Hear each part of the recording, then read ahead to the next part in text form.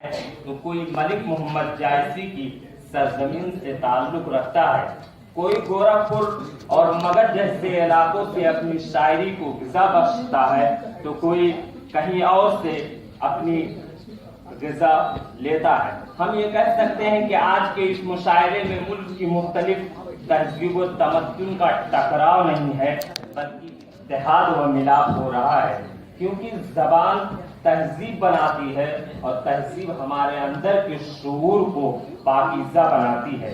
دنیا میں تہذیبیں کبھی نہیں ٹکراتی ہیں، جب بھی ٹکراتی ہیں وحشتیں ٹکرایا کرتی ہیں۔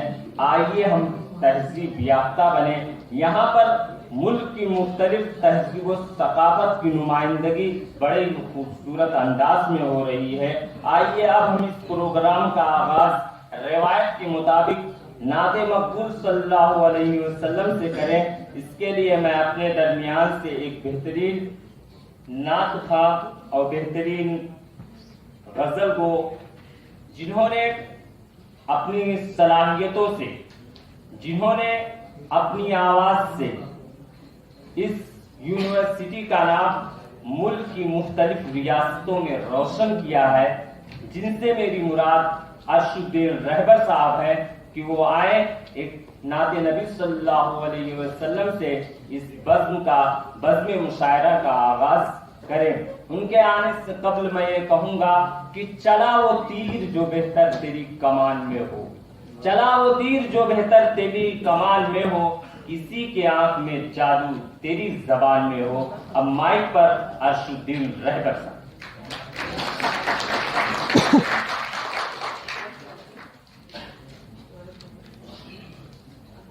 السلام علیکم ورحمۃ اللہ وبرکاتہ۔ قابل احترام اساتذہ کرام، ساتھیوں، تمام جو باتیں آئیں بھائی ریاض صاحب نے جو شعبے سے متعلق، آپ سے متعلق جو باتیں یہاں کی ہیں، وقت کی قلت دیکھتے ہوئے سب میں اپنے آپ کو میں شریک کرتا ہوں۔ نعت پاک کا مسئلہ سماعت کریں۔ نعت پاک کے 2-3 شعر پڑھیں، عرض کروں گا آپ کی خدمت میں تاکہ یہ آغاز ہو جائے شعری سفر کا۔ کملی والے نے جس دل میں گھر کر لیا، کملی والے نے جس دل میں گھر کر لیا، اس نے سامان غم مختصر کر لیا۔ کملی والے نے جس دل میں گھر کر لیا، اس نے سامان غم مختصر کر لیا۔ میرے آقا کا رہبر یہ کردار تھا، میرے آقا کا رہبر یہ کردار تھا، جو تھے رہزن انہیں راہبر کر دیا۔ میرے آقا کا رہبر یہ کردار تھا، جو تھے رہزن انہیں راہبر کر لیا۔ کملی والے کا غم دل میں گھر کر دیا۔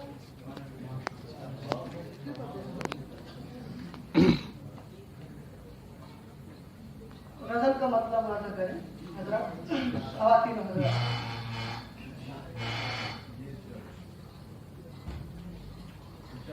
اس سے ضرور ملیے گا ایک آگہی کے ساتھ، اس سے ضرور ملیے گا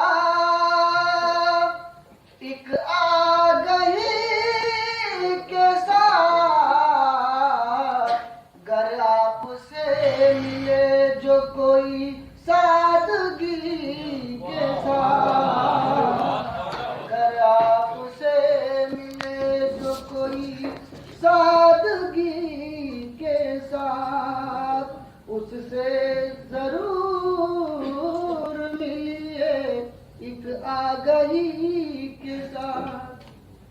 دشمن کا ہے سلوک بھی اب دوست کی طرح، دشمن کا ہے سلوک بھی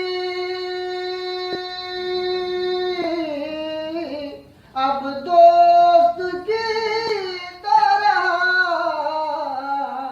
تم ہی بتاؤ کیا کروں اس دشمنی کے ساتھ، تم ہی بتاؤ کیا کروں اس دشمنی کے ساتھ، خوشیوں کے ساتھ ساتھ ہے غم کا پہاڑ بھی، خوشیوں کے ساتھ ساتھ ہے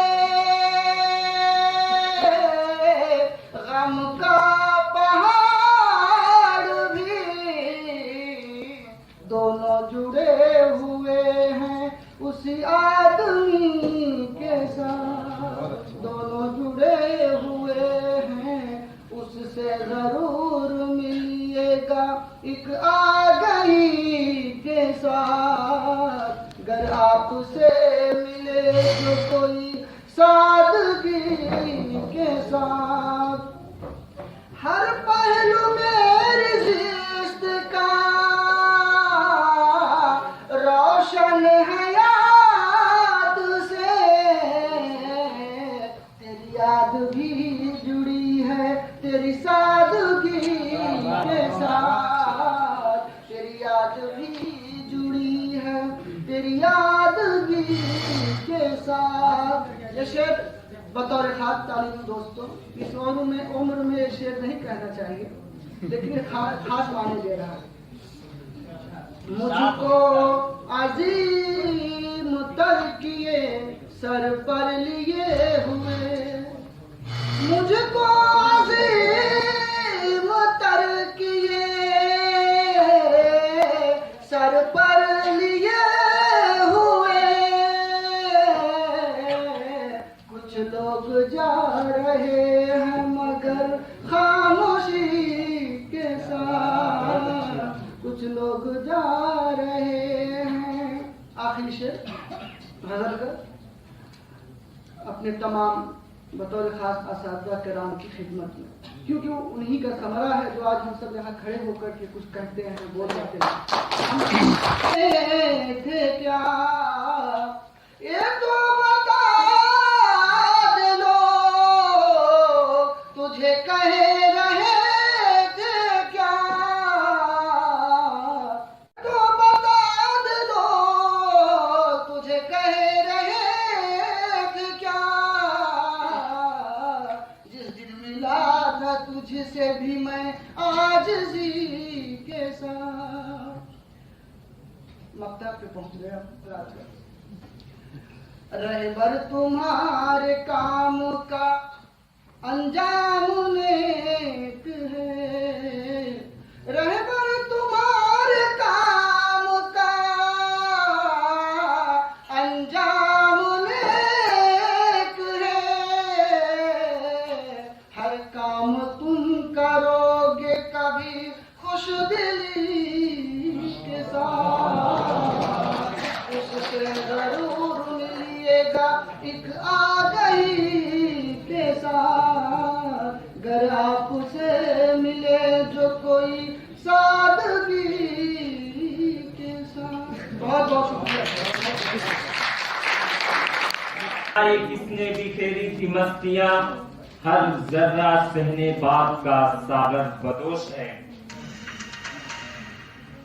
ایک نام مشاعر